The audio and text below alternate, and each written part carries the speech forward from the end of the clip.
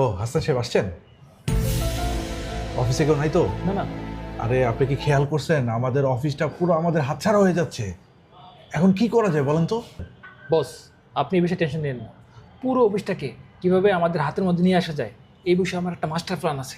কি প্ল্যান বলেন?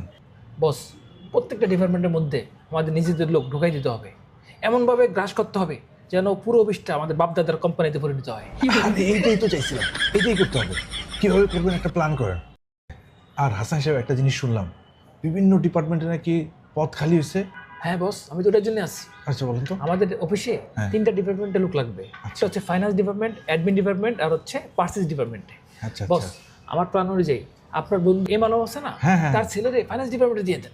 গুড, এটাই ভালো কাজ। ঠিক আছে, ওইখানে দিয়ে দেন, ওইখানে পুরো দখল করে রাখতে হবে। বস, অ্যাডমিন ডিপার্টমেন্টে আমার ওয়াইফকে দিয়ে দিতে চাচ্ছি, আপনি কি বলেন? আরে খুব ভালো হয়েছে, অ্যাডমিন ডিপার্টমেন্টটা পুরো গ্রাস করে রাখতে হবে। নিজেদের লোক ছাড়া কি অ্যাডমিন চলে নাকি? বস, আমার নেক্সট প্ল্যান অনুযায়ী পার্সেল ডিপার্টমেন্টে আমি আপনার ছেলেকে দিতে চাচ্ছি। আরে আরে কি বলেন, আমার ছেলে তো মাত্র পাশ করে বেরোলো, ও কি পারচেস করতে পারবে? কোনো সমস্যা নেই বস, আপনার ছেলে অবশ্যই পারবে। পার্সেস করতে করতে শিখে যাবে, সমস্যা নাই কোনো। তাই?